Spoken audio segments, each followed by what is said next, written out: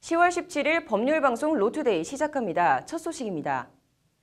법무부가 오늘 제주 예멘 난민 신청자 339명에 대해 인도적 체류를 허가했습니다. 제3국에 체류가 가능하거나 범죄 혐의가 있는 난민 34명은 체류가 인정되지 않았습니다. 결국 난민 지위는 인정되지 않은 건데 결정이 보류된 85명 가운데는 난민 인정이 타당한 사람도 있다는 것이 법무부의 설명입니다. 앵커 리포트입니다. 올해 초 제주도에 5개월 만에 500여 명 이상이 몰려든 예멘 난민들. 난민 수용을 둘러싼 찬반 여론이 들끓었고 난민 인정심사와 체류 대책에 대한 혼란과 함께 출도 제한 조처까지 겹치며 논란은 더욱 뜨거워졌습니다.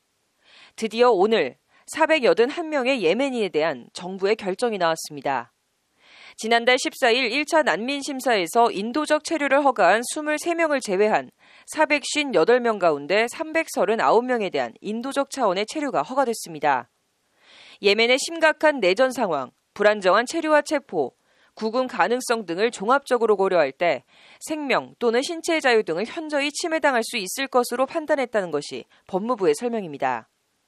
외국인 배우자가 있는 등 제3국에서 안정적으로 정착할 수 있거나 범죄 혐의 등이 있는 34명은 단순 불인정 결정이 났습니다.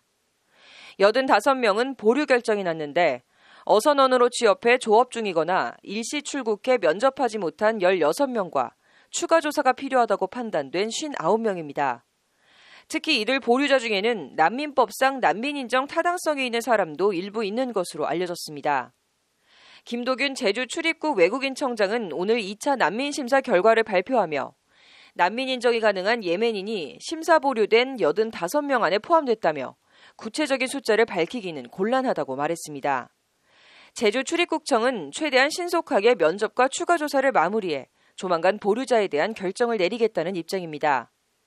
우리나라가 난민 신청을 받기 시작한 1994년부터 지난해까지 난민 신청자 수는 32,733명, 이 가운데 난민 지위를 인정받은 사람은 706명으로 2.1%에 불과합니다. 난민법은 인종, 종교, 국적, 특정 사회집단 구성원 신분, 정치적 견해 등을 이유로 박해받을 우려가 있는 사람을 난민 인정 조건으로 규정하고 있습니다. 체류 허가가 난 이들은 향후 1년간 더 국내에 머물 수 있으며 다른 지역으로 이동도 가능하게 됐습니다. 다만 난민 지위가 공식적으로 인정된 것은 아니기 때문에 사회보장 혜택을 받을 수 없고 1년 단위로 체류 연장을 받아야 합니다.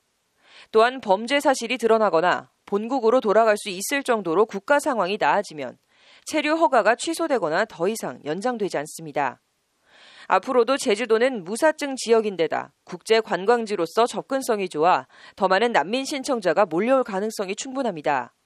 본래 취지에 맞게 난민법을 개정해 제주를 안전한 도시로 환원해야 한다는 주장과 지나치게 소극적인 우리나라 난민 인정 수준을 끌어올려 외국인 인권을 개선해야 한다는 논란은 더욱 가열될 전망입니다.